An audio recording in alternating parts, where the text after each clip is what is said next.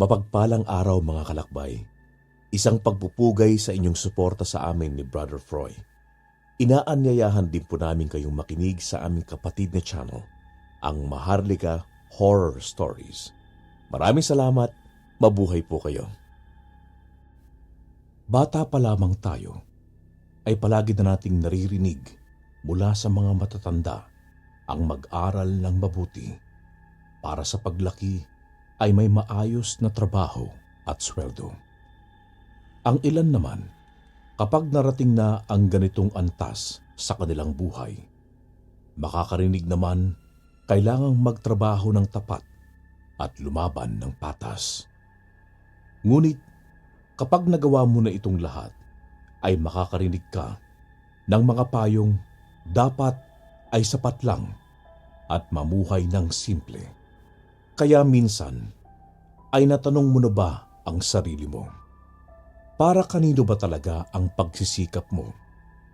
Para ba sa mga taong walang ginawa, kundi ang pakialaman ang buhay ng iba at kainggitan ang pag-asenso nila? O sa mga mahal mo na sa araw-araw ay naniniwala sa kakayahan mo? Ngunit paano pa kung ang lahat ng ito ay wala sa pagpipilian mo at nasa laylayan ka lamang ng lipunan na pilit lumalaban upang may makain sa araw-araw? Tunghayan natin ang kwento ni Dolfo at kung papaanong sa kanyang ordinaryong buhay at hanap buhay ay nagkaroon siya ng ekstraordinaryong karanasan. Naganap itong karanasan sa taong 1976, parte ng Albay, Bicol. Magandang araw po sa inyo, Kuya Rene, pati na rin sa libo-libong taga-subaybay ng channel na ito. Isa po ako sa mga silent listener ng Manlalakbay. Tawagin niyo na lamang po akong Dolfo. Medyo may katandaan na din po ngayon, kung kaya't panay paglalakad-lakad na lamang, malapit sa dalampasigan ang ginagawa ko. Ngunit ang kwento po ng aking kabataan ay masasabi kong makulay at kakaiba. Lumaki po ako sa isang pamilya ng mga mangingisda dito sa Legazpi. Sa mga panahon ng kabataan ko ay batak talaga kami sa trabaho. Bihira po ang may marangyang buhay sa aming baryo. Karamihan sa amin, kung hindi mangingisda, ay tindero. At sa sitwasyon ko nga po, gawa ng takot ako sa tubig, hindi dahil sa hindi ako marunong lumangoy, kundi dahil sa kabuntikan na akong malunod nang minsang sumama ako sa pangingisda at nadaanan kami ng isang napakalaking uri ng isda sa dagat. Tumaob po ang bangka namin at nasakluban ako nito. Dahilan para mahirapan akong makaahon sa tubig sa pagkataranta. Nasa ibabaw ko ang bangka at nasa ilalim ko yung malahalimaw na isda. Mabuti na lamang po at nagawa pa akong mailigtas ng tatay ko mula sa pagkalunod. Iba po kasi talaga kapag naunahan kayo ng takot sa gitna ng dagat. Mapaparalisa kayo at hindi kayo makakapag-isip ng matino. Simula po nun ay hindi na ako sumubok pang sumakay ng bangka o maligo man lang sa dagat.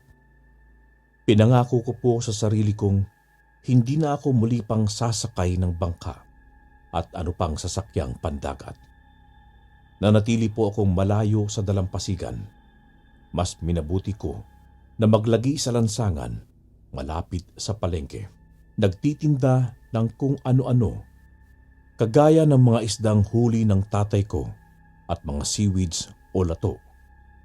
Sa ganito ko po nagagawang tumulong sa aking mga magulang.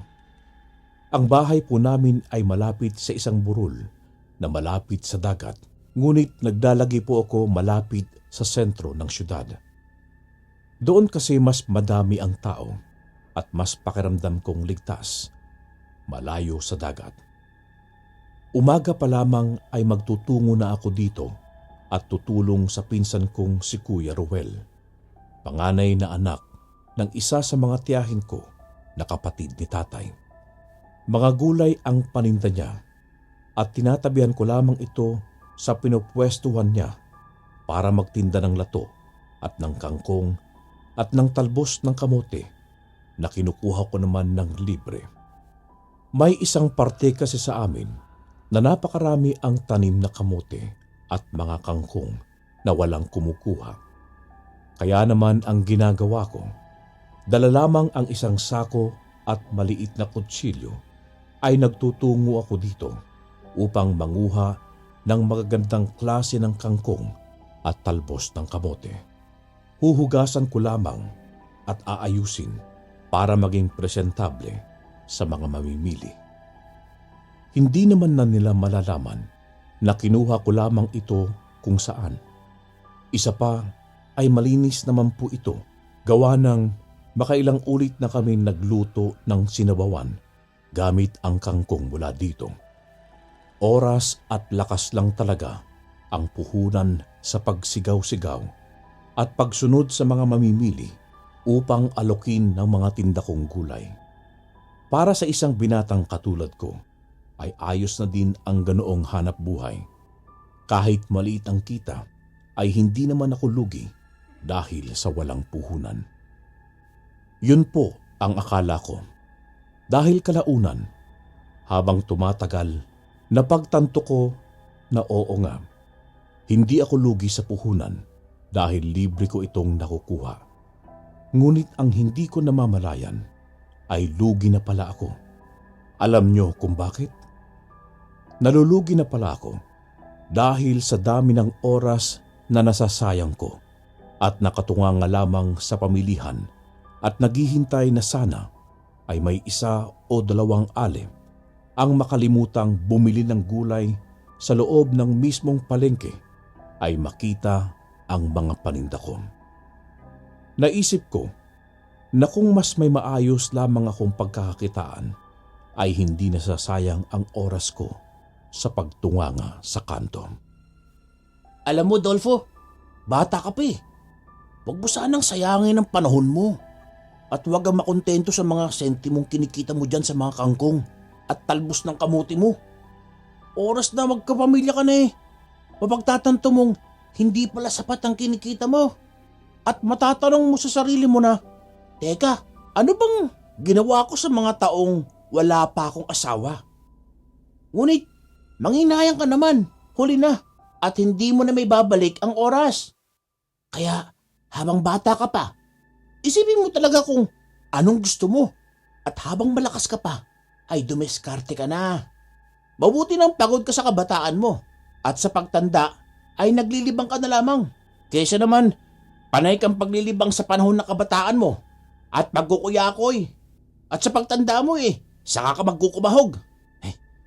Pakinggan mo ako. Nagsasalita ako mula sa karanasan ko. Walang halong pagdududa ang pakikinig ko kay Kuya Ruel. Nakikita ko ang mga sinasabi niya sa aking pangaral at ang mga bagay na mula sa kanyang karanasan.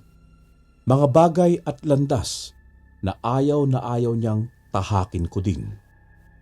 Marahil po ay nasabi niya lamang ito sa akin nang dahil sa kanya ko lamang palaging naikukwento ang mga pangarap ko sa buhay. Mga bagay na nais kong maranasan at maabot. At sa isip ko nga, kung makukontento ako sa pagtitinda sa kanto, ay hindi ko ito matutupad. Nang dumating sa aming baryo si Ariel, kababata kong napunta sa ibang lugar at biglaan na lamang napabisita sa amin. Naghahanap ito ng makakasama sa kanyang trabaho. Nasa isang pataniman ito sa taas ng bundok at ayon sa kanya ay maganda ang kitaan. Mga prutas at gulay ang tinda at ang pinakapopular na ibinababa nila sa bundok ay mga kalamansi. Hindi lamang basta-bastang kalamansi, kundi mga matataas na klase at totoong malulusog ang mga bunga. Alam mo, Dolfo, ang mabuti pa, sumama ka sa akin sa trabaho ko. Sagot naman ng amo natin ang tirahan at pagkain natin eh. Doon ka nga lang titira sa gitna ng taniman ng kalamansi. Mag-isa. Malawak kasi ang lupa nila at ako naman nakatoko ka sa taniman nila ng pipino. Sa ngayon, ay bakante yung taniman ng kalamansi. Kaya kung gusto mo talagang kumita at magkapag-ipon, ay subukan mo yung alok ko. Pagkukumbinsi na Ariel sa akin ng mga panahong yun, habang nasa inuman at nagkukwentuhan. Wala namang kasi siyang ibang pwedeng alukin sa mga kaharap namin. Gawa ng panay pangingisda ang kanilang hanap buhay at kontento na sila doon. Tanging ako lamang ang bakante at alam nilang pinakamakikinabang sa trabahong ito. Pinag-isipan ko ng ilang beses, Kuya Rene, kung susubukan ko ba o hindi. Nais ko din naman kasing makatulong talaga sa aking pamilya.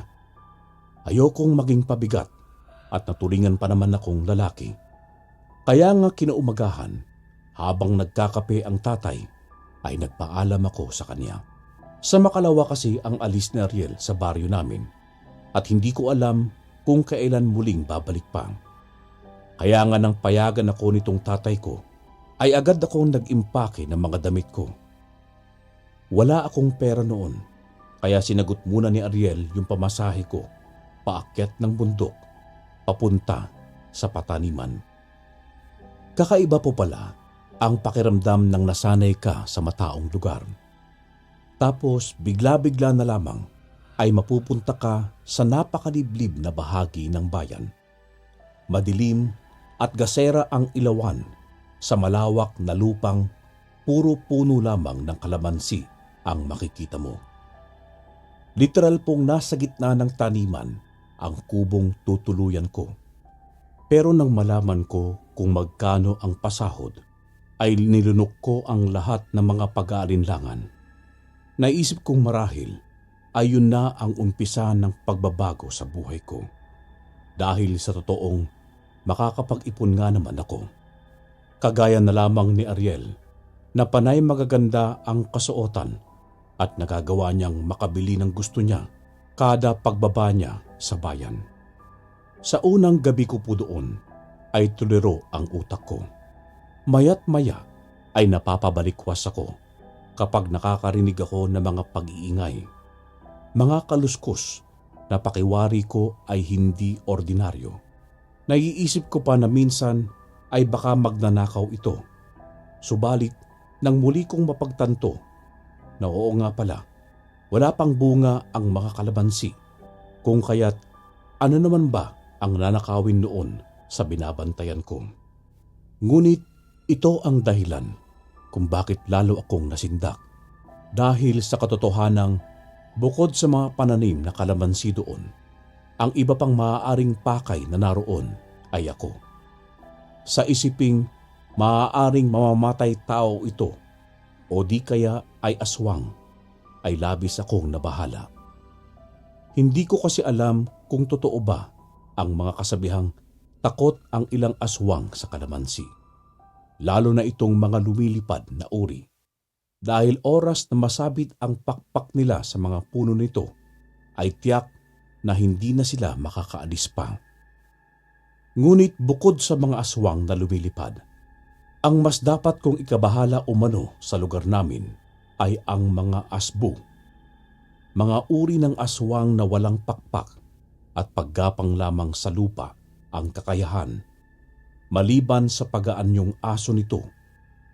Kung magkagayon, naisip kong hindi problema sa mga ganitong uri ng aswang ang mga tanim na kalamansi. Gawa nga ng kayang-kaya nilang lusutan ito. Nang gabing yon, ay napuno ng mga kung ano-anong imahinasyon ang isipan ko. At ang naging resulta nga ay ang labis kong pagkapuyat. Hindi ako nakatulog.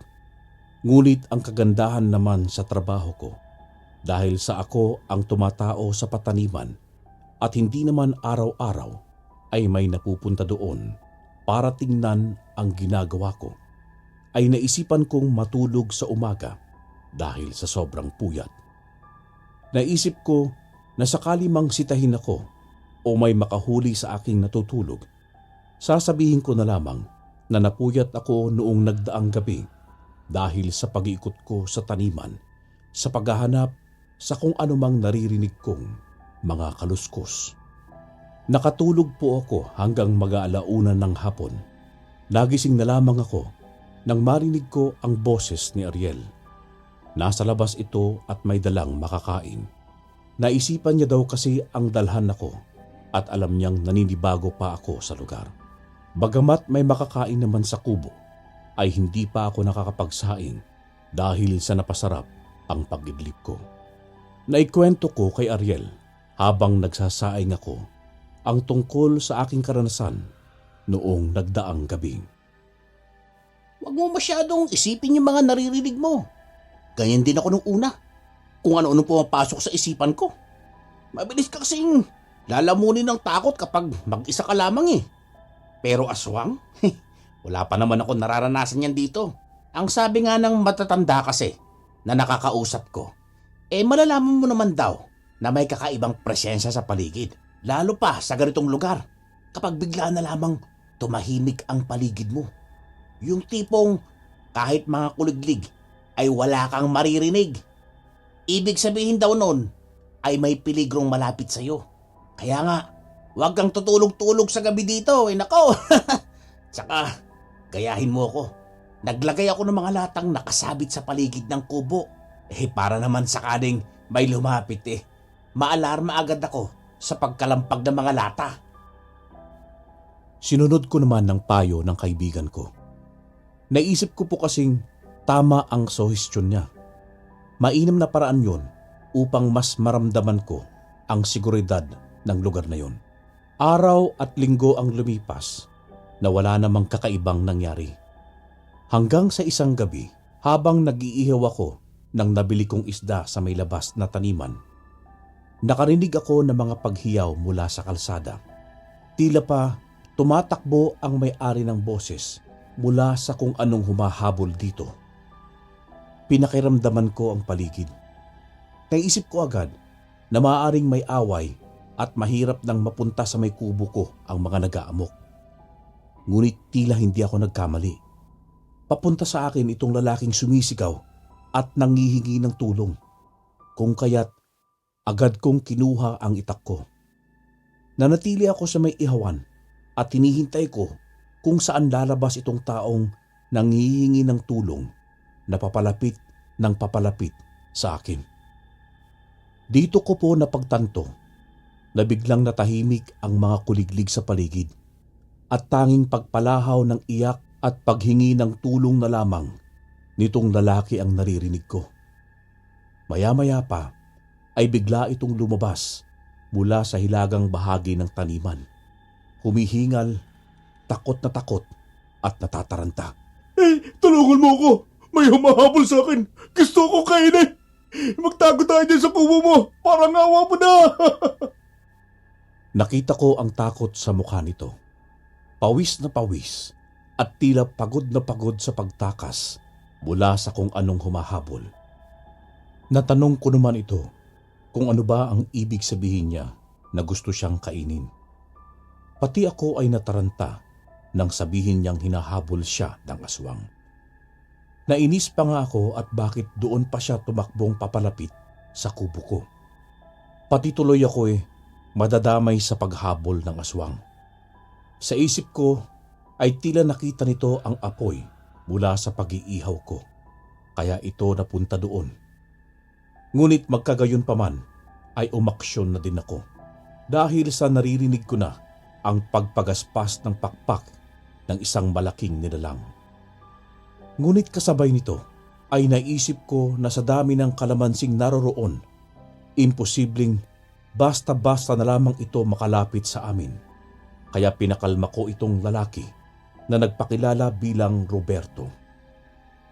Ayon sa pagkukwento nito, pauwi na siya sakay ng bisikleta mula sa pagtitinda ng balut nang may makasalubong siyang isang babae na marahang naglalakad sa kalsada. Ganon na lamang daw ang hilakbot niya nang lingunin niya ito at tumatakbo ng papalapit sa kanya. Nabuwal siya sa bisikleta at sa taranta niya, imbis na sakyan yung bisikleta, at kumaripas ng pagpedal, tumakbo siyang papunta sa pataniman. Ang kaso ay hindi siya tinatantanan nitong aswang na noon ay lumilipad na at sinusundan siya. Kuya Rene, ako po mismo. Dinig na dinig ko ang pagsigaw nitong aswang na tila galit na hindi niya nakuha itong si Roberto. Paikot-ikot lamang ito sa taniman namin ng kalamansi at tila sinisipat kung makikita niya itong biktima niya. Ang nakakatakot lang po dito sa aswang na ito ay talagang porsigidong makuha itong si Roberto. Dahil nang akala naming ayos na ang lahat at ligtas na kami, maya-maya ay may mga bato ang bumabagsak malapit sa kubo. Noon lamang ako nakarinig ng ganong klase ng aswang. Siguro po, kung nagtuloy-tuloy yung ginagawa niya at mas malalaking bato ang ibinagsak niya sa amin, marahil isa sa amin ang namatay. Mabuti na lamang at mukhang napagod din ito at nagsawa, kaya umalis na lamang. Paulit-ulit na nagpasalamat sa akin itong magbabalot na si Roberto, gayong wala naman akong ginawa. Tumakbo lang naman siya papunta sa kubo at ang ginawa ko lang ay tumayo at mataranta. Magkagayon pa man, nagkaroon ako ng bagong kaibigan. Nang tanungin ko naman siya kung nasaan yung paninda niya, hindi na niya maalala pa dahil sa katarantahan niya. Nang sumunod na araw na siya umalis, hinintay na naming magbukang liwayway para masiguradong ligtas siya. Sinamahan ko siya sa kalsada at mabuti na lamang naroon pa din yung bisikleta niya. Pero hindi namin nakita yung lalagyan ng balut. Mula sa pangyayaring yun, isang buwan ang lumipas ay muli akong nakaranas ng kakaiba. Pinuntahan ko kasi si Ariel sa taniman ng pipino. Niyaya kong mag-inom kami dahil sa kakasahod lang din namin at wala akong maisip na gawin. Bandang 1:00 ng hapon at dinayo ko ito at may dala na akong alak.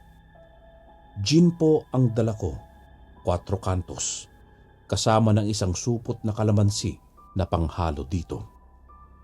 Naisip kong aawitan ko na lamang si Ariel na manguha ng pipino sa binabantayan niya para may maipulutan kami. Pero pagdating ko sa kubo niya, nadatnan ko itong nakikipag-inuman na sa iilang kalalakihan, may kasama pang 2 dalaga. Kaya sakto, mas madami kaming makakapagkwentuhan doon. Niyaya agad ako nitong maupo at humarap sa kanila. Hindi naman po ako nagsisi sa pagpunta ko doon dahil sa hindi lamang pipino ang pulutan, kundi may inihaw na manok at adobong pato. Natanong ko naman si Ariel kung saan galing ang mga pulutan nila, pero wag ko na lamang daw itong itanong. Biyaya daw kasi yun ng kapitbahay. Ibig sabihin, sinilo nila yon mula sa karatig naming manukan. Pero normal lamang yon sa ganong lugar. Isa pa, sa dami ng alagang hayop ng karatig na lupain namin, hindi naman mahahalata ang 1 o 2 manok at pato na nawawala. 3 lalaki ang kainuman niya dito na ayon sa kanya ay nakilala niya lamang sa tupada, sa sabungan na pinupuntahan niya.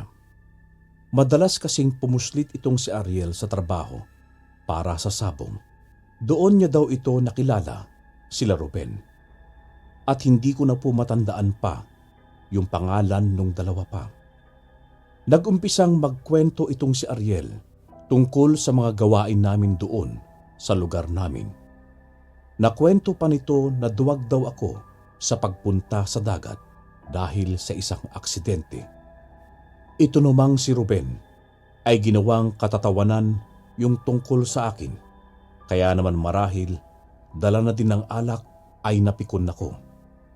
Napagsalitan ko din ito ng mga maanghang na salita, dahilan para tila mag-init ang ulo nito. Hindi ko na din po kasi napigilan pa ang sarili ko. Labis ang pangiinsultong ginagawa nito sa akin at ginawang katatawanan yung bagay na labis kong kinatatakutan. Akala mo pa, kilalang kilala niya ako kung magsalita. Kaya hindi ko na din pinigilan yung bunganga ko. Naghanap ako ng may pipintas sa kanya at nakita ko nga itong panot niyang ulo at duling niyang mga mata na ginawa kong pangganti sa mga pangaasar niya. Ngunit itong si Ruben pala ang mas pikon at hindi nakayanan ang mga pangungutya ko at pagtawa. Mag-ingat-ingat ka sa pananalita mo. Tandaan mong tayo lamang kayo rito. Baka mamaya, ano pang mangyari sa'yo? At bago pa man mag-init ang usapan at tuluyang magkagulo, ay niyaya ng mga kasamahan nitong babae itong tatlo para umuwi. Kaming dalawa na lamang ni Ariel ang natira at pinagsabihan ko pa ito na sa uli-uli wag nang maikukwento yung tungkol sa takot ko sa dagat nang dahil sa hindi nagiging maganda ang resulta. Kita ko kasi sa mga mata ni Ruben ang galit na akala mo pa ay papatay ng tao. Nagtuloy na lamang po kami sa pag-iinom nitong si Ariel hanggang sa sumapit ang mag-aalas 6 na ng hapon at naisipan ko nang magpaalam sa kanya. Pinabaunan na lamang niya ako ng katipong o yung piraso ng kawayan na may gaas sa loob at may tela bilang mitsa. Itutuwad mo lang ito para malagyan ng gaas yung mitsa at mag-apoy. Kung mga taga Bicol kayo, ay maaaring alam nyo po ito. Bandang sagingan na ako nito nang mahalata kong tila may naglalakad sa gilid ko na tila sumasabay sa paglakad ko. Noong una ay hindi ko agad pinansin, subalit habang mas dumidilim, tila mas sumisidhi ang kagustuhan kong tumakbo na. Hindi na kasi ako komportable sa isipin na may sumusunod sa akin. Hanggang sa maya-maya pa, nang akma na akong tatakbo, ay biglang may humarang sa daanan ko. Isang figura ng tao at sa kaba ay bigla kong sinindihan itong katipong upang makita kung sino o ano itong nakaharang sa daanan ko. Kuya Rene, labis ang silakpot ko nang makita ko ang mabalasik na mukha ni Ruben. Naglalaway ito at tila bahagyang nagbago ang itsura at pangangatawan nito. Galit na galit at ayon dito ay walang nang insulto sa kanya ang nabuhay pa. Ang lakas ng loob mong pagtawanan ako at ang mga kapansanan ko, Dolfo. Tingnan natin kung matatawa ka pa. Oras na lapain kita at unti-untiin kong kainin ang mga lamang loob mo. Tiyak na mabubusog ako ngayong gabi sa laman mo. Nag-umpisa itong maglakad na papalapit sa akin. Ang ginawa ko naman po ay lumihis ng daan. Nagsuot ako sa mga sagingang naroon at mabilis na tumakbo. Mas kabisado ko ang lugar at alam ko kung saan ako maaaring dumaan para matakasan ito. Humahalakhak pa ito sa akin at sinabing bilisan ko daw ang pagtakbo dahil oras na maabutan niya ako ay uunahin niyang dukutin ang puso ko. Siyempre pa, ayoko po yung mangyari. Masyado pa akong bata at marami pa akong pangarap. Hindi din ako hibang nakalabanin ito ng harap-harapan. Alam kong hindi sapat ang itak na tangan ko para magapi ang isang aswang na kagaya ni Ruben. Ang problema lang po ay naririnig kong aso na ang nakasunod sa akin. Dinig ko ang pag-angil nito at ang mabilis na pagsugod. Kung kaya ang ginawa ko ay nagpaliko-liko ako ng takbo. Sa ganitong paraan ay mahihirapan itong aswang na sunggaban ako. Hindi ko po alam kung swerte lang ba ako o talagang nagkataon lang na napadaan ako sa tambakan namin ng mga basura. Isang malalim na hukay na pinagtatapunan namin ng mga nilinis sa taniman at kung ano-ano pang basura na kailangang madispatsa. Mahirap ang pag-aasikaso ng pagtapon ng basura kung kaya't Ganoon ang sistema namin doon. Hinintay kong maabutan ako ng aswang at nang papasugod na ito sa akin ay bigla akong dumapa. Dahilan para dumiretso siya sa hukay. Bahagya itong matubig dahil sa mga pag-ulan at sa tansya ko ay lagpas tao din ito. Isa pa ay malalim ito at hindi basta-bastang maakyat kahit pasabihin nating aswang siya. Kita ko itong kumakampay-kampay pa habang umaalulong at tila galit na nakatitig sa akin. Ang ginawa ko po ay naghanap ako ng malaking bato para maibato dito sa aswang. At nang makakuha nga ako ng 3 piraso na bato na sinlaki ng nyog, ay buong sikap ko po itong ipinatama dito sa aswang. Sa taranta ko po ay hindi ko na alam pa kung napatamaan ko ba ito. Pero ayokong pakampante kung kaya't matapos kong maubos yung bato ay agad akong tumakbo papabalik sa kubo at kinuha ko yung mga pinatulis kong kawayan na inihahanda sa mga ganitong pagkakataon. Muli kong binalikan itong aswang sa hukay para paslangin ito. Natatakot akong baka balikan pa ako nito kung hahayaan kong mabuhay pa at makatakas sa hukay.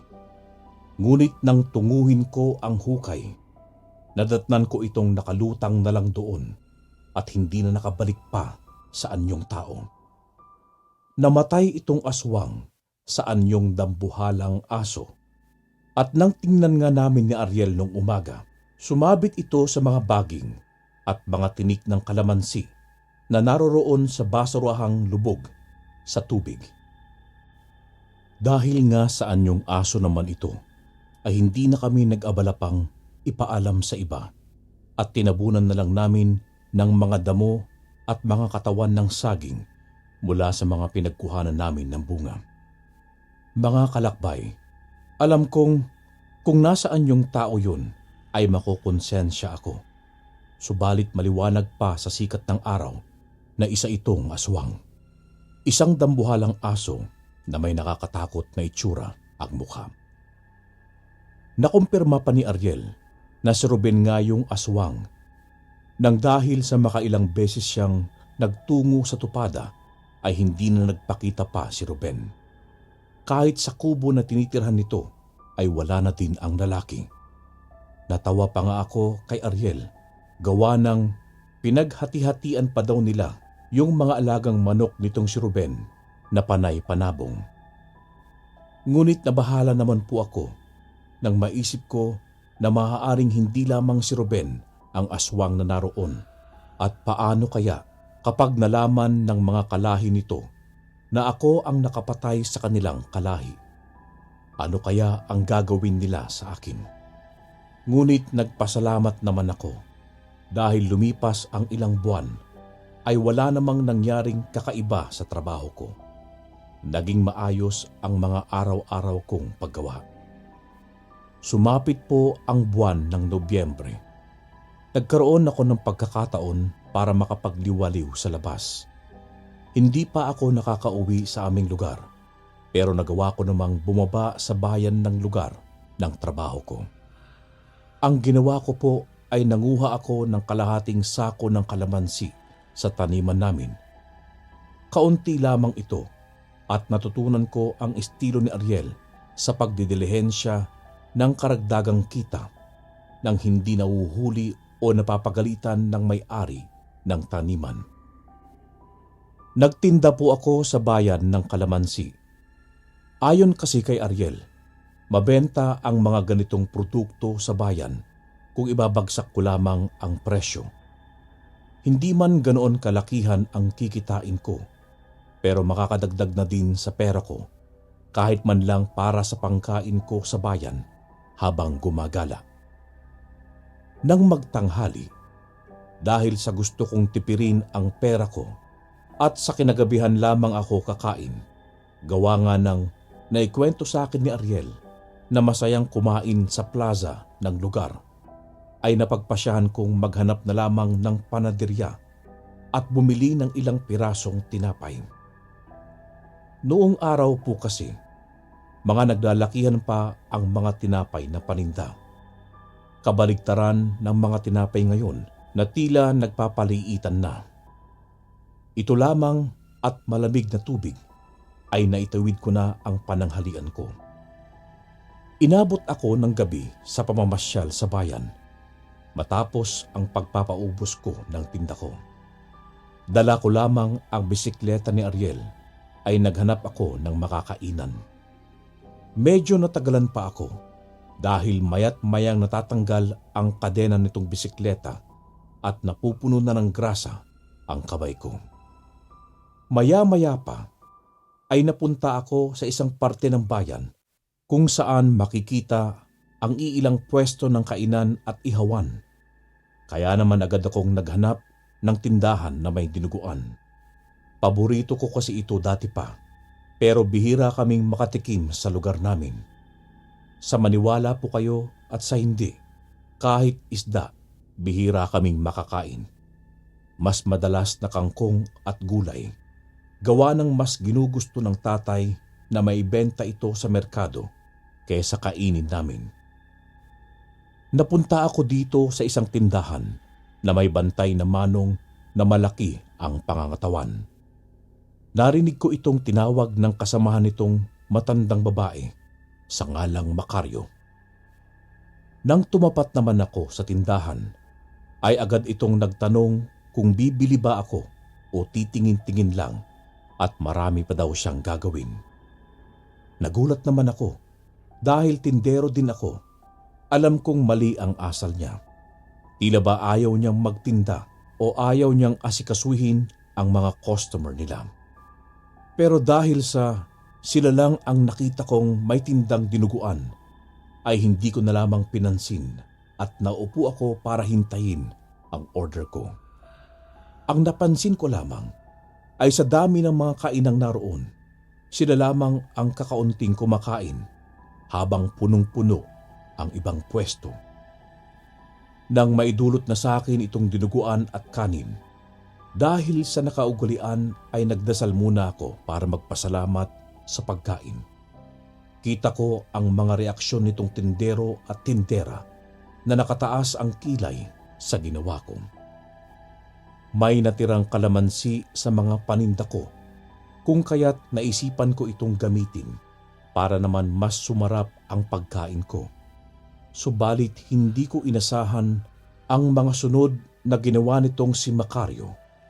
Bigla nitong tinabig ang kamay ko at nang mabitawan ko ang kalamansi ay agad niya itong tinapakan.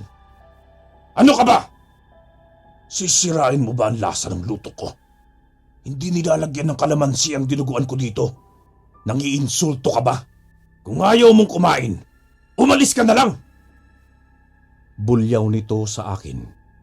Pero syempre nabayaran ko na yung pagkain ko, kaya hindi ko iiwanan yun. Pinagbentahan ko ito ng kalamansi. Ngunit nang akma ko nang isusubo ang dinuguan, habang nakatingin sa akin itong si Macario, bigla akong nakarinig ng isang pamilyar na tinig. Si Roberto, ang magbabalot na tinulungan ko mula sa aswang. Oy! Kaibigan! Kumusta ka na? Di ko akalain na makikita kita dito sa bayan. Hindi ko na ituloy ang pagsubo ng dinuguan. Gawa ng bigla itong naupo sa harap ko. Nakita ko namang naglakad itong si Macario papalayo sa akin. At doon na naging interesante ang usapan namin ni Roberto. Kaibigan, bakit dito ka kumakain? Ang mabuti pa, lumipat tayo ng karinderya. Hindi mo ba alam na usap-usapang aswang yan si Macario? Kaya nga walang tao dito masyado. Kasi nga, usap-usapan na mga parte ng tao at mga lamang loob ng tao ang niluluto nila. Gulat ako sa mga sinabi nitong si Roberto. Kaya siguro nagalit si Macario nang papatakan ko sana ng kalamansi yung luto niya. Hindi na ako tumingin pa dito sa tindero. Dire-diretso lamang kaming umalis at mabilis na lumiko sa unahang kanto para sumuot sa mataong lugar at doon pumwesto. Ganon na lamang ang pagpapasalamat ko kay Roberto. Tila ba nasuklian niya ang mga nagawa kong tulong sa kanya sa pagliligtas niya sa akin. Hindi ko kasi maisip kung ano nga ba ang posibleng nangyari sa akin sakaling nakain ko yung dinuguan ni Macario. Pangiti-ngiti lamang itong si Roberto at sinabing ginawa niya lamang ang nararapat at isa pa ay magkaibigan naman daw kami. Nang maubos ko ang isang mangkok ng dinuguan, ay muli itong nagpakuha sa tindera at sinamahan pa nito ng adobong baboy ang isinilbi sa amin. Nagpatuloy kami sa pag-uusap. Napa-order pa nga kami ng serbesa habang nagkukwentuhan. Ayon pa dito, ay itinigil na niya yung pagdala ko ng balot. Simula nang habulin siya nung aswang at sa halip ay may pwesto na siya ng pagupitan. Isang barbero pala talaga si Roberto. Subalit nang masunugan daw umano sila ng pwesto kasama ang bahay niya, ay pansamantalang naghanap siya ng iba't ibang pagkakakitaan upang makaipon at maitayong muli ang pagupitan niya. Mabuti na lamang at pinahiram umano siya ng tiyahin niya ng puhunang panimula. Muli kong inungkat ang kwento tungkol kay Macario, subalit pinigilan na ako ni Roberto. Ayon pa dito, ayaw na ayaw kasi ng mga aswang ang pinag-uusapan sila, lalo pa at gabi. Matalas ang pandinig nito. Nalaman ko pa kay Roberto na malapit lang din sa dadaanan kong papunta sa taniman ang bahay nito na talagang iniiwasan di umano. Sa halip ay umorder na lamang kami ng makakain sa karinderya. Napakiwari ko naman ay kilala nitong si Roberto, kaya naman napanatag ako. Naisip ko pa na talagang kapag may ginawa kang kabutihan ay mabuti din ang ibabalik sa iyo. Hindi ko ito nakitang tindahan kanina, marahil dahil sa dami ng taong nasa may mga kainang nasa unahan nito. Halos kasi masakop na ng mga kumakain sa kabilang kainan ang mga upuan ng pwestong ito. Mabuti na nga lang at may naupuan pa kami. Kita kong tila kabubukas lamang na kainan. Gawa ng selyado pa ang mga lutong ulam nila at sa labis na tuwa ko dahil sa may dinuguan din sila. At sa pagkakataong yun, hindi na ako nabigo pa sa pagkain nito at napadami pa nga ang kuha ko. Ang maganda pa dito ay nilibre ako ni Roberto. Pasasalamat niya daw sa mga kabutihan ko. Nagsalita naman itong tindera at sinabing mabuti naman daw at nagustuhan ko yung dinuguan niya. Binigyan pa ako nito ng libreng sabaw habang napapasarap naman ang pag-inom namin ng serbesa. Bandang mag-aalas 9 na yata kami nang matapos sa pag-iinom ni Roberto. At nang matapos nga kami, bago pa man ako makaalis ay pinabalot pa ni Roberto yung natitirang dinuguan at iuwi ko na daw. Matapos ay marahan ko na ding pinatakbo yung bisikleta ko. Nadaanan ko pa itong pwesto ni Macario na sarado na, pati ang mga kalapit nitong pwesto. Ay, mabuti naman at wala na dito yung aswang na tindero. Akala ko poproblemahin ko pa ang pagdaan sa pwesto nila. Sa daang papunta sa aming taniman, habang bilog ang buwan at marahan ang takbo ng bisikleta ko, ay napadaan ako sa may bandang sinasabi ni Roberto na lugar nila Macario, ang lugar ng mga aswang. Dito ay nakaramdam ng kaba ang dibdib ko. Hindi ko namamalayan na bumibilis na pala ang pagpadyak ko sa bisikleta para makalayo sa lugar nila Macario. Subalit maya-maya pa, sa labis na pagmamadali ko, bigla na lamang akong nabangga sa isang poste. Hindi ko namalayan na paliko na pala ang tinatahak ko. Sa kakalingon ko sa daang papasok sa sityo nila Macario, ay hindi ako nakaiwas sa poste at sumemplang. Ang mga huli kong naalala ay tumilapon ako sa daan at tumama ako sa semento.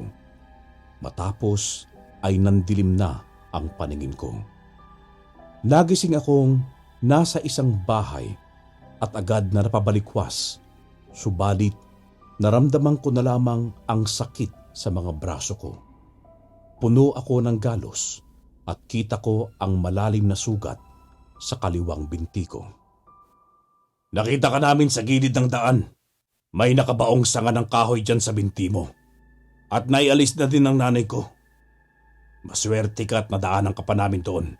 Kung mas napatagal pa kami ng uwi, ay baka namatay ka na sa pagkawala ng dugo sa katawan mo. Kalakbay, para akong binuhusan ng malamig na tubig nang makilala ko ang boses ng lalaking nagsasalita. Si Macario ang lalaki at ang ibig sabihin ay nasa bahay nila ako. Nasa bahay ng isang aswang. Hindi ko po alam kung anong gagawin ko sa mga panahong yun. Parang gusto kong umiyak at magsumigaw. Alam kong anumang oras ay tiyak na papatayin din ako ng mga ito. Kung kaya't ano pa ang silbi na iniligtas nila ang buhay ko.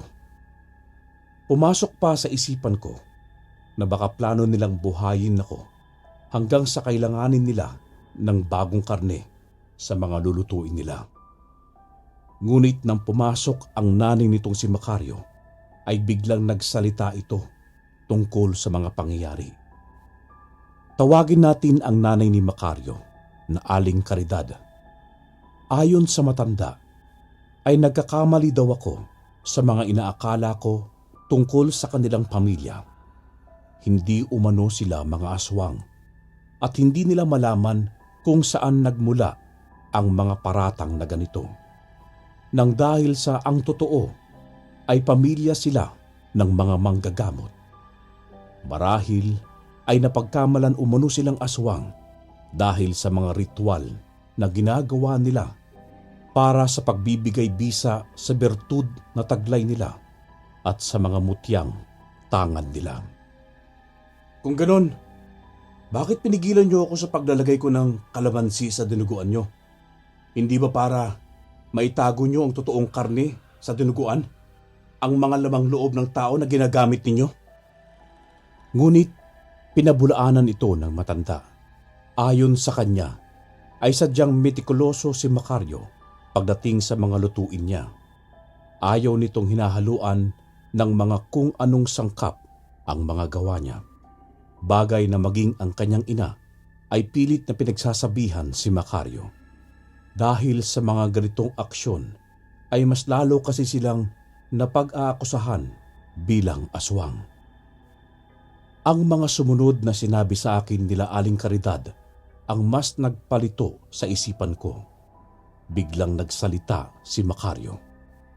Alam mo bang nasa peligro ang buhay mo? Yung lalaking kasama mo kanina, hindi siya totoong tao. Isa siya sa mga tinutugis naming aswang. Isa sa pinakatuso at malakas na aswang dito sa bayan. At yung kinainan mong karinderya, sila ang may-ari doon at mismong asawa niya ang tindera doon. Wala ka man lang kamalay-malay na pagkaing-hain na ng aswang ang kinain mo sa labis mong pagtitiwala sa isang estranghero. Ngunit mariin ko naman itong itinanggi. Sabi ko pa sa kanya na kilala ko si Roberto. Tinulungan ko pa nga ito mula sa aswang na humahabol sa kanya. Subalit ayon naman kay Macario, kung sinubukan ko daw bang patakan ng kalamansi yung kinain ko. At kung nakita ko raw ba yung tinda nitong balot kagaya ng kwento ko. Dito ay napaisip ako. Bakit nga ba hindi ko nagawang patakan ng kalamansi yung dinuguan na kinain ko? Siguro kasi ay tiwala ako sa kanila at isa pa ay nadala ako sa mga kwento ni Roberto kung kaya't nawala sa isip ko yung kalamansi. Nang sabihin kong wala akong ni isang pinatakan ng kalamansi at maraming dinuguan nga ang nakain ko sa tindahang yon, ay mabilis na kumilos si Aling Caridad. May mga dinikdik itong dahon habang may mga inuusal na orasyon. Paulit-ulit at pabilis ng pabilis hanggang sa matapos ito at agad na iniabot kay Macario ang inumin. Ayon kay Aling Caridad, kung gusto ko pa daw na manatiling normal na tao, ay inumin ko ito. Pero Kuya Rene, normal lang naman siguro ang mag-alinlangan ka, lalo na at may usapin sa pagkaaswang nilang mag-ina. Pero may kung ano sa aking isipan ang nagsasabi na pagkatiwalaan ko sila. Tutal ay wala naman na akong magagawa. Hindi ko man yun inumin. Kung totoong aswang sila, ay papatayin din naman nila ako, kaya walang rason para tumanggi ako. Marahan kong ininom itong kulay asul na inumin na may halong durog na dahon at bulaklak pa yata, na kung tama ang pagkakatanda ko ay isa itong ternate. Yung halaman na may bulaklak na medyo may pagkaasul at lila ang kulay. Bago ito ibigay sa akin ni Macario, ay pinatakan niya pa ito ng kalamansi. Nilagok ko ito. Sumugal na ako at sabi ko pa sa sarili ko na bahala na. Subalit ilang saglit lang, matapos ko itong mainom, ay parang hinalukay na yung tiyan ko. Parang may kung ano ang nagpupumiglas dito at maya-maya pa nga ay nagsuka na ako. Tuloy-tuloy at sa hindi ko maunawaan ang kadahilanan at pasintabi na din po sa mga tagapakinig natin, ay itim na malalapot na bagay ang inilabas ng sikmura ko. Mabaho at malansa. At ang pinaka nagpagimbal sa akin ay nang makita kong may daliri pa ng tao ang kasama dito. Dito ay nakumpirma kong hindi nagsisinungaling sila Macario. Dahil lang araw na yun, wala naman akong ibang kinain kundi tinapay mula sa panaderya at yung dinuguan sa pinuntahan namin ni Roberto. Kalakbay, halos maiyak ako sa paghingi ng paumanhin sa mag-ina na nagpaparatang ako sa kanila at sa pagpapasalamat na din na sa kabila ng mga masasamang inisip ko sa kanila, tinulungan pa din nila ako at iniligtas sa pagkakayanggaw. Kahit ngayon, kapag naiisip ko yung mga inilabas ng sikmura ko, ay naduduwal pa din ako. Matapos ito, ay agad nila itong nilinis at delikado daw na malanghap pa ang amoy nitong pagkain ng aswang. Makailang ulit yata akong uminom ng tubig noon na kahit pa mainit, hindi ko na alintana. Gusto kong malinis yung bituka ko mula sa mga bagay na nakain ko. Ang mabuti pa, magpahinga ka na muna dito at bukas ka na umuwi sa inyo. Pihadong nariyan lang si Roberto at nag-aabang sa'yo. Minarkahan ka nila. Mukhang umpisa pa lamang ay puntirya ka na nitong mag-asawa. May kutob akong panabas lamang nila yung paghabol kay Roberto. At mismong asawa niya lang naman din yun para makuha ang tiwala mo. Nitong mga nakaraan ay dumarami ang mga nayayanggaw dito at tila nagpaparami sila ng mga kauri. Ang may papayo ko lang sa'yo, mag-ingat ka at kung kaya mo lumipat ka na ng trabaho. Hindi ka ligtas sa pinagtatrabahuan mo. Paulit-ulit ka lang na pupuntahan niyang si Roberto. Mga salitang nagmula sa lalaking pinagkamalan kong aswang na sa itsura at laki ng katawan ay isang masamang tao agad ang magiging una mong impresyon. Subalit, busilak pala ang kalooban. Ngunit ng gabing yun, bagamat nasa bahay na ako ng mga albularyo, ay nagawa pa din akong sundan nitong aswang. Nasa labas at nagpapaikot-ikot. Dinig ko ang boses ni Roberto at nagagalit ito sa ginawang panggagamot ni na Macario sa akin. Gawa ng sila daw ang nagmamay-ari sa akin. Nangilabot ako sa mga narinig ko. dahil sa paulit-ulit nilang tinatawag ang pangalan ko. Ngunit naroon si Aling Carida at Macario, nakaantabay at nakahandang sumagupa sa aswang sakaling magpumilit itong pumasok. Malakas ang loob ni Macario at inimbita pa niyang pumasok itong mga aswang sa bahay nila kung kaya nila. Ngunit tila naman nasindak itong mga aswang. Marahil ay alam nilang hindi sila uurungan nitong mag-ina. Ngayon ay napagtagpi-tagpi ko ang mga pangyayari. Marahil ay sila Roberto din ang may gawa ng paninira kila Macario, dahil sa bukod sa mga kalaban nilang albularyo ang mga ito ay kakumpetensya din nila sa negosyo ng kainan. Paulit-ulit na hinamon ni Macario si Roberto na kung talagang matapang siya ay pumasok siya sa bahay nila. Ngunit tila natameme itong aswang. Nagbanta na lamang itong babalikan ako at hindi sa lahat ng oras di umano ay masasaklolohan ako ng mga albularyo. At maya-maya nga ay natahimik na ang lugar at tila lumisan na din itong mga aswang. Saka pa lamang ako nakahinga ng maayos nang mawala ang mga ito. Dito ko tuluyang napagpasyahan na umayaw na sa pagbabantay ng taniman ng kalamansi sa liblib na lugar. Kaya nang makausap ko sila Ariel kinaumagahan, ay nagtungo kami sa bahay ng amo namin para pormal akong magpaalam. Subalit, maswerte pa din po ako dahil sa imbes na payagan akong umalis na lamang itong amo namin, ay inalok ako nitong maging tindero na lamang nila ng mga prutas at gulay sa palengke at lalo na ng kalamansi. Sa ganitong paraan ay may trabaho pa din ako at mas maayos pa ang naging kita ko dahil sinabayan ko ito ng pagtitinda ng mga kangkong at talbos ng kamote.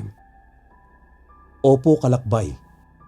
Sa palengke malapit sa aming bahay ako natoka. Sa pwesto nilang naroon, dito ako nagbantay. Payapa ang naging buhay ko sa palengke at marami akong naging bagong mga kaibigan. Kung minsan ay binibisita ko sila Macario sa kabilang bayan para makipagkwentuhan at kumain sa kanilang pwesto. Ang nakakalungkot nga lang pong balita ay nang malaman namin na 1 buwan nang nawawala si Ariel. Nakipagsabong lamang umano ito at hindi na nakabalik pa sa kanyang trabaho. Walang may alam kung saan nagpunta at kung ano ang tunay na nangyari. Hanggang sa taon na ang lumipas at natanggap na lamang ng kanyang mga kamag-anak na wala na ang kanilang anak. Napaisip ako na kung sana ay pumayag siya sa pag-aya ko sa kanya na umalis na din sa trabaho at sa palengke na lamang din pumwesto. Sana ay buhay pa siya. Nanatili ako sa trabaho ng 4 na taon bago ko magawang makapag-ipon ng kahit papaano. Sapat na pera upang makapag-umpisa at magtayo ng sarili kong lugawan. Ipinwesto ko ito sa may plaza ng aming bayan, kung saan gabi-gabi akong nagtitinda at kumikita ng perang hindi ko inaasahan sa tanang buhay ko na mahahawakan ko. Ika nga, naging tubong lugaw ang negosyo ko. Hindi po sa pangit na paraan, kundi sa magandang kadahilanan dahil sa maging ang mga huling pusit at isda ng tatay ko ay dito ko na din inilagay pangdagdag sa mga isinisilbi namin sa mga mamimili. Nagbunga po ang lahat ng mga sakripisyo at paghihirap ko dahil nagawa ko ding patigilin na sa pangingisda ang tatay kalaunan at naging katuwang ko na lamang po sa pagninegosyo namin. Kalakbay, hindi ko po sinasabing hindi kailangang makapagtapos ng pag-aaral para umasenso. Dahil kung ako lang po ay may pagkakataong makapag-aral at makapagtapos, ay ginawa ko. Dahil sa mahalaga para sa akin ang edukasyon at diploma. Pero kailangan din natin itong samahan ng pagpupursigi at diskarte at maraming dasal para maging katotohanan ang mga pangarap natin. Nakapagtapos po ang mga anak ko at mga tituladong tao na sa kasalukuyan, at lahat ng ito ay ipinagpapasalamat ko sa may kapal at sa kabutihan ng mag-inang albularyo. Maraming salamat po, Kalakbay, sa pagbabasa ng aking kwento, at nawa ay kapulutan ito ng aral sa ating mga tagapakinig at sana'y maibigan nila ang aking kwento. Nakatira si Raymark sa isang lugar sa Central Visayas. Ang kwentong ito ay totoong nangyari at karanasan. Kasama niya ang kanyang tiya Vanessa. Ang mga pangalan ay sadyang binago upang sa kaligtasan nila. Taong 1993, sa bulubundukin ng Visayas, nasa edad 14 na si Raymark noon, samantalang 22 naman ang kanyang tiya. Si Vanessa ay bunso sa 4 na magkakapatid. Si Raymark naman ay solong anak. Sa paanan sila ng bundok nakatira. Ang ama ni Raymark ay may maliit na lupa na sinasaka at doon sila kumukuha ng ikinabubuhay. Isang araw, umuwi si Vanessa sa kanila galing sa syudad upang doon mamasukan bilang kasambahay. Nagtaka si Raymark noon dahil may kasama siyang lalaki pagka-uwi. Napag-alaman nila na buntis pala siya sa lalaking kasama niya. Dahil nakaugalian na sa kanila na ang mga bata ay hindi nakikisali sa usapang matatanda, kaya itinuon nila ang atensyon sa pasalubong na dala ni Vanessa. Matuling lumipas ang mga araw, doon na tumira ang kasintahan ni Vanessa, si Arman. Para mailigtas sa kahihiyan ang dalaga sa kanyang pamilya, binalak nilang magpakasal. Wala nang nagawa pa ang mga magulang at kapatid niya sa naging desisyon nila. Itinakda ang araw kung kailan mamamanhikan sila Arman. Pero kailangan muna niyang umuwi sa bahay nila. Nalaman nila na sa bulubundukin lang pala ng lugar nila nakatira ang lalaki. Napagpasyahan ni Arman na isasama niya ang kasintahan sa pag-uwi. Inaya ni Vanessa ang tiyahin, ngunit tumanggi yun, kaya si Raymark na lang ang isinama. Masaya si Raymark doon dahil sa wakas, makakaakyat na siya sa bundok. Naiinggit kasi siya sa mga kaklase na nakatira sa bundok. Ayon sa kwento nila, masaya raw maligo sa batis at ilog. Sabi naman ni Arman, ay 1 linggo lang sila roon. Babalitaan lang daw ang pamilya niya. Kaya kinabukasan ay agarang nagtungo sa lugar nila ang tatlo. Nang makarating sila sa lugar nila Arman, ay namangha si Raymark nang matanaw ang ibaba. Nakikita niya ang kanilang lugar at ang mga karatig baryo at bayan.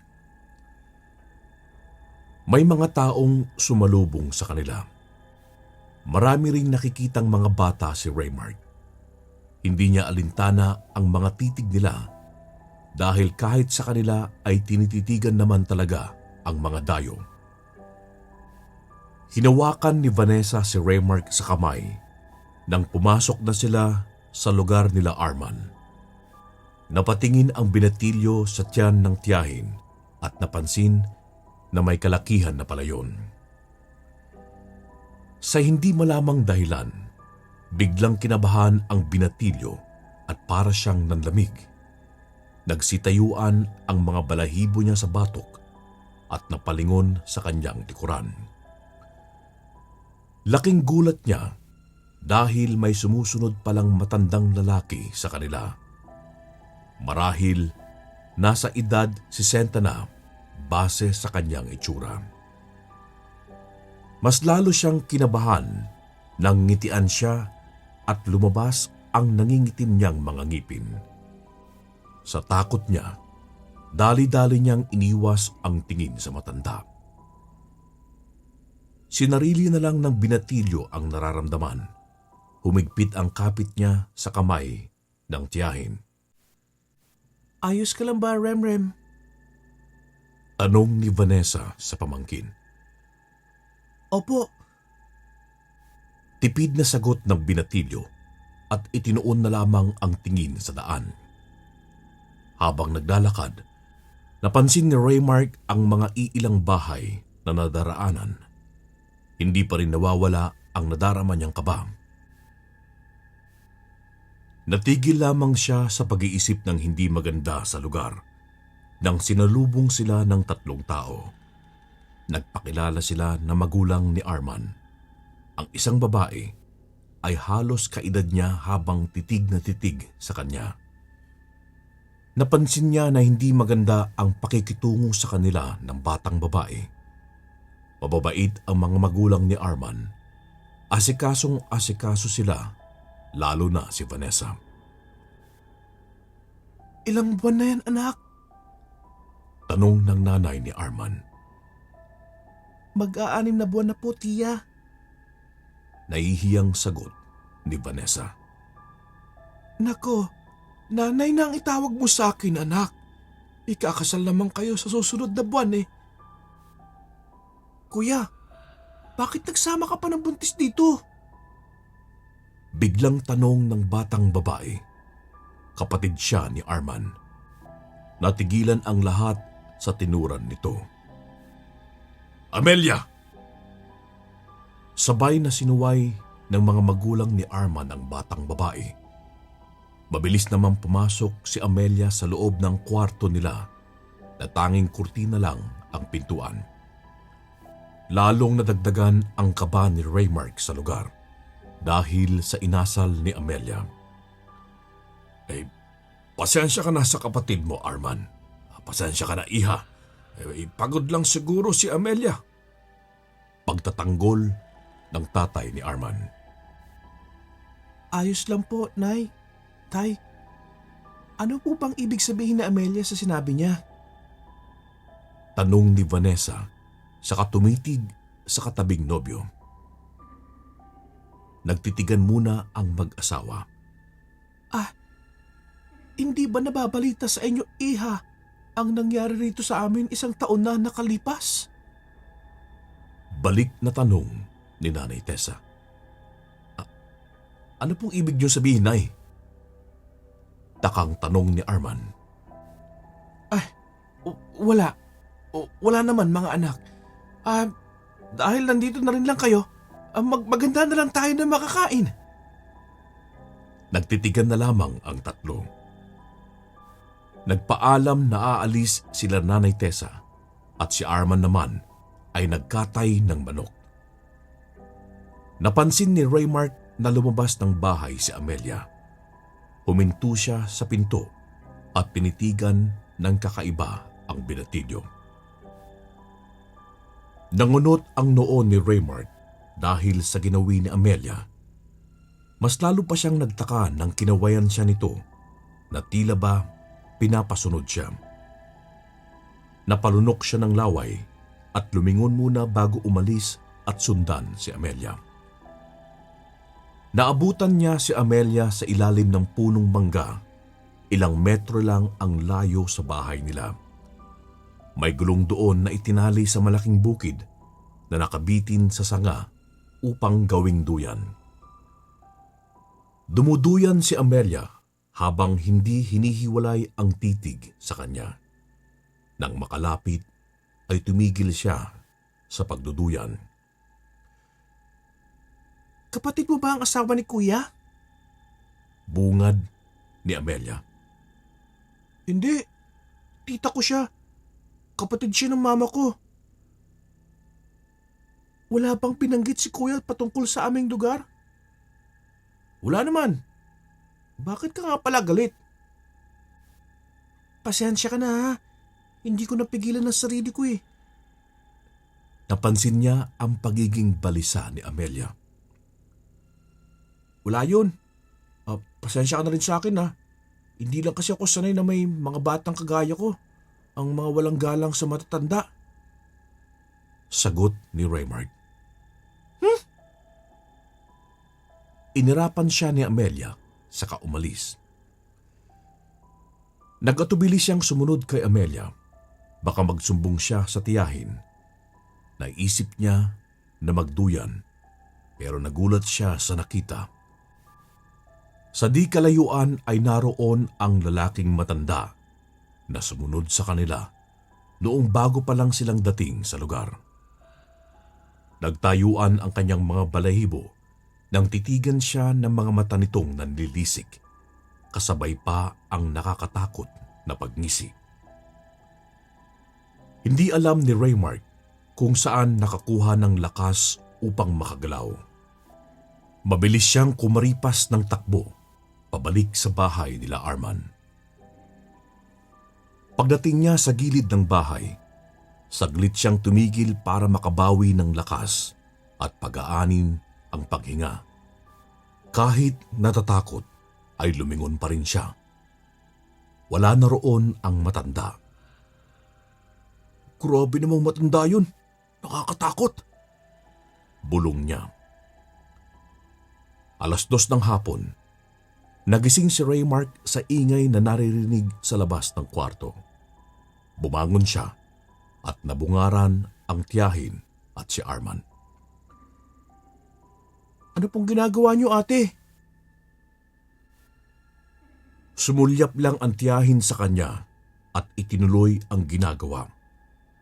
Napansin ng binatilyo na tila balisa ang buntis na tiyahin. Nakita niya ang garapon na naglalaman ng asin. Nagsasabit sila sa mga bintana. Hindi tayo ligtas dito, Remrem.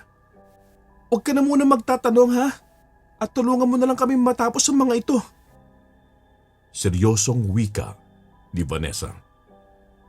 Kahit naguguluhan at nagtataka, tumulong ang binatilyo sa ginagawa nila. Inutusan din siyang magpitpit ng bawang. Nang matapos, isinabit niya sa bintana ang mga nadurog na bawang at asin. Nilagyan din nila pati ang siwang na nakita. Hindi naman magkanda-ugaga si Amelia sa daladala nitong bagakay, isang uri ng kawayan, sanga ng patay na kalamansi na may mga tinik-tinik pa at ilang rolyo ng panyawan. Naalala pa ni Raymart na minsan na siyang nakahawak ng panyawan at sobrang pait nun dahil yon ang ginamit na gamot ng lolo niya noong sumakit ang ngipin niya. Mabilis na pumasok sa bahay si Amelia. Agad naman siyang sinalubong ni Arman at pinapasok sa bahay. Lumabas naman si Arman. Nilapitan nito ang mga magulang. Nag-uusap sila at nagyakapan bago bumalik si Arman sa loob ng bahay. Pagkapasok ay isinara na ang pinto sa kanilagyan ni Vanessa ng bawang at asin. Tiningnan ni Raymart si Arman sa mga kakaibang ginagawa nito. Pinagpuputol niya ang panyawan at isinasabit sa bintana at pintuan. Ang sanga naman ng duhat na may mga tinik, iniligay niya sa mga siwang. Pagkatapos nun, ay magkayakap na ang magkasintahan sa gitna ng sala. Lumapit naman si Amelia. Binigyan siya ng 3 pirasong kalamansi na lubos niyang ipinagtataka. Para saan to? Takang tanong ni Raymart. Magagamit mo yan mamaya. Pagkatapos kumain ng hapunan, bumalik silang 4 sa sala. Halos nakabibingi ang katahimikan ng lugar. Tila ba nakikiramdam ang lahat sa labas ng bahay. Ano bang mayroon sa lugar na ito? nakapagtataka naman at nakakakaba. Tanong ng binatilyo sa isipan. Siya nga pala, Amelia. Madilim na sa labas ah. Bakit hindi pa pumasok ang nanay at tatay mo? Hindi ba sila nagugutom? Tila iisang tao na tumitig ang tatlo kay Raymark. Sasagot sana si Amelia, pero bigla silang nakarinig ng kakaibang tunog sa labas. Kasunod nun, ang kakaibang ingay. Hindi yun pamilyar at ngayon lang nila narinig. Hanggang sa ang tunog na naririnig ay parami ng parami sa magkaibang direksyon. May humuhuni at may umaangil, parang mga hayop na nag-aaway. May naririnig ding huni na ang tunog ay tiktik. May malayo at malapit. Minsan lalakas at minsan hihina. Tumayo ng bigla si Arman at napalundag pa ang binatilyo sa kinauupuan nang biglang may bumagsak na mabigat na bagay sa bubungan sa mismong uluhan nila. Biglang hinaklit ni Vanessa si Raymark sa braso at niyakap pati na rin si Amelia, habang si Arman naman ay nakahanda ang hawak na kawayan at nasa isang kamay naman ang sundang. Ate, natatakot ako. Ano po bang nangyayari? Hindi sila makakapasok. Magtiwala ka lang, Rem. Hinawakan siya ni Amelia sa mukha. Mas lalo siyang nilukuban ng kaba at takot dahil hilam sa mukha ang mga mata ni Amelia. Hindi niya alam ang nangyayari, kaya gumanti na rin siya ng yakap kay Amelia. Sabay-sabay silang umiiyak habang naririnig ang mga atungal at kalabugan sa labas ng bahay. May naririnig pang kalampagan sa bawat parte ng dingding, bubong, at sa labas may panakanakang alulong ng aso. Ilang sandali pa, nakarinig sila ng malakas na atungal mula sa labas. Bahagyang natigilan si Amelia. Bigla siyang tumayo. Binuksan ang pintuan at lumabas. Bago maisara ang pinto, nahagip ng mga mata ni Raymark ang magulang ni Arman na nasa ibang anyo. Nakikipaglaban sila sa mga aswang na nasa labas. Sinundan ni Arman si Amelia habang hawak ang sundang at ang ginawang armas. Hindi nakatiis ang binatilyo, kaya sumilip siya sa maliit na siwang sa bintana at doon nasaksihan niya kung paano makipaglaban sila Arman at Nanay Tessa. Nahintakutan ang mga aswang sa hawak ni Arman. Sinubukan nilang sumugod pero para silang nakukuryente na bumabagsak sa lupa sa tuwing tatamaan ng armas na yun. Nagkalat ang dugo sa mukha at braso nila Nanay Tessa habang nakayakap si Amelia sa ina. Tila ba pinoprotektahan siya sa mga aswang na gustong sumugod. Dahil sa nakikita ng mga aswang na paghihirap ng mga kalahi na tinamaan ng armas na yun, pinili nilang umatras. Umangil pa si Nanay Tessa sa mga aswang na naroon. Nanlilisik ang mga mata, mahahaba ang mga kuko, maliliksi ang mga kilos, at ang lubos na nagpatakot kay Raymark ay ang mga matutulis nilang ngipin na may mga dugo. Nang mag-alisan ang mga aswang, namayani ang katahimikan sa buong paligid. Pumasok si Amelia na umiiyak pa rin. Nalingunan ni Raymark na umiiyak din ang tiyahin at parang nangihina na umupo sa upuan na naroon. Muli siyang sumilip sa bintana at nakitang nag-uusap sila ni Arman at ang mga magulang nito. "Huwag mo na kaming intindihin pa, Arman. Hindi na nila kami gagalawin pang muli. Ang gusto lang nilang biktimahin ay ang sanggol na nasa sinapupunan ni Vanessa. Ilayo mo na siya at isama mo si Amelia. Saad ng ama ni Arman. Pagputok ng araw, nag-alsabalutan nga ang apat. Normal na ang lahat sa paligid at tila ba walang nangyari ng nagdaang gabi.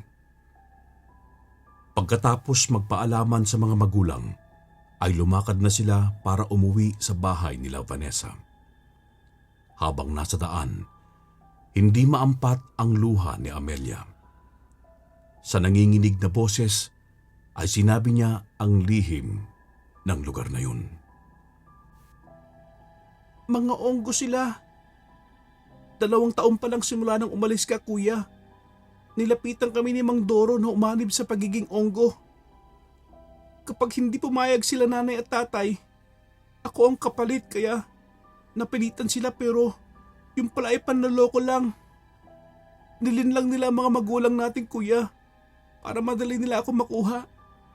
Mabuti na lang, malakas pa ang pagiging tao nila tatay at nanay. Gabi-gabi nila akong pinoprotektahan. Kapag nakababa naman kami sa bayan, ay bumibili kami ng mga bawang at asin. Tumulo rin ang luha ni Vanessa, kaya niyakap niya ng mahigpit si Amelia. Ilang taon ang lumipas. Hindi na bumalik sila Arman sa baryo nila. Wala na ring balita kung buhay pa ang mga magulang nila. Sa ngayon, sa Mandawi na naninirahan sila Vanessa at Arman, kasama ang kanilang anak. May sarili na ring pamilya si Raymart. Si Amelia naman ay meron ng pamilya at sa Bohol naninirahan kasama ang kanyang pamilya.